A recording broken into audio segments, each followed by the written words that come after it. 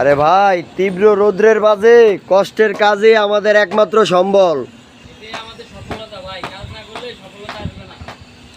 কাজ করতে হবে। তীব্র রোদের মাঝখানে কাজ করি, বৃষ্টির মাঝখানে কাজ করি। বৃষ্টি আর রৌদ্র নাই রড মিস্ত্রিদের কাছে। অনেক মিস্ত্রিরা তো অনেক চাপা মারে, কাজ না কইরা এরা চাপা মারে। এরা এটা করে সবকিছু করে। হ্যাঁ, কাজ না কইরা ওনারা কি চাপা ছাড়তেছে। কয় বড় বড় বিল্ডিং বানায় কে? কয় রড মিস্ত্রি। চাপা মারে রাজমিস্ত্রি। তাইলে রাজমিস্ত্রি কি বিল্ডিংটা করে নাই? একা কেন রড মিস্ত্রি কথাটা আসলো? এটা আসবে না।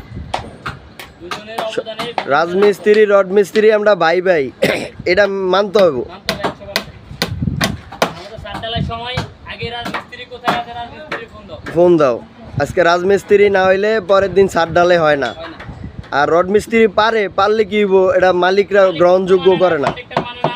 মালিকরা কয় এই রড মিস্ত্রি দেওয়া হইব না, রড মিস্ত্রি তো পারে না। কিন্তু পারে, কিন্তু রড মিস্ত্রিও পারলে হইবে কি? মালিক পক্ষ তো মানতেছে না। রড মিস্ত্রির ছাদ ঢালাই মালিক পক্ষ মানে না, কিন্তু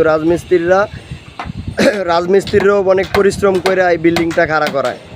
ভাই এক মিস্ত্রি কালকে বললে রড নাকি পুরান হইলে নরম হয়ে যা। ও এক মিস্ত্রি কালকে বললো এই কথা।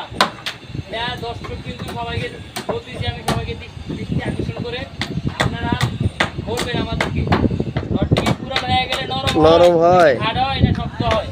হার্ড হয়।